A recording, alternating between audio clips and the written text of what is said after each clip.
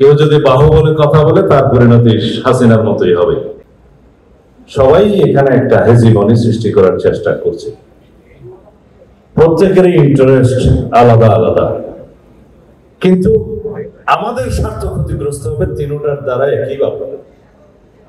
আমরা যাতে সবাই সচেতন থাকি আমাদের এক নীতির উপরে, সবাইকে অনুরোধ করব, শহীদ আবরার ফাহাদ যেমন দেশের জন্য, দেশের স্বার্থের জন্য, এদেশের মানুষের জন্য জীবন দিয়েছে, আমাদের সবাইকে একইভাবে বক্তব্যে, সোশ্যাল মিডিয়ায় সোচ্চার হতে হবে এই দেশের পক্ষে, এই দেশের মানুষের স্বার্থের পক্ষে।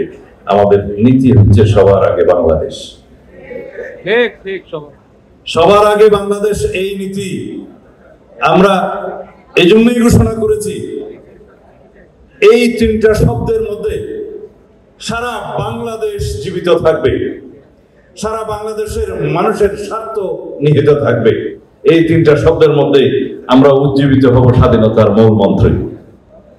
সবার আগে বাংলাদেশ পররাষ্ট্রনীতিতে, সবার আগে বাংলাদেশ যে কোনো আন্তর্জাতিক চুক্তিতে, সবার আগে বাংলাদেশ যে কোনো বিষয়ে আমাদের নীতি গ্রহণের প্রক্রিয়ার মধ্যে।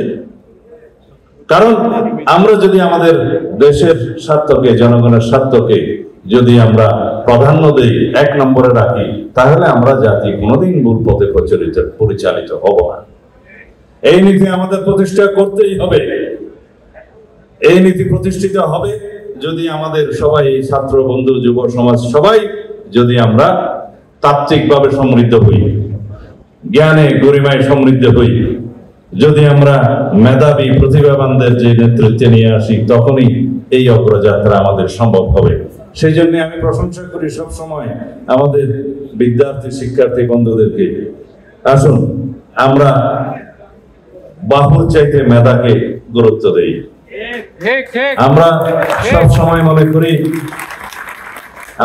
সময় মনে করি যে শক্তির প্রধান উৎস হবে মেধা এবং প্রতিভা।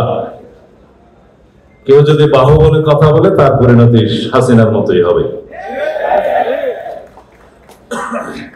আমি আজকে এখানে আসতে পেরে আনন্দিত হয়েছে এই জন্য যে এই বাহানায় অন্তত আমি আমার ছাত্র বন্ধুদের, যুব বন্ধুদের, এই যাদেরকে আমি প্রতিভাবান মনে করি তাদেরকে উৎসাহিত করতে পারবো, যারা দেশের জন্য জীবন দিবে, দেশের জন্য ভূমিকা রাখবে, দেশের জন্য তাদের মেধাকে কাজে লাগাবে।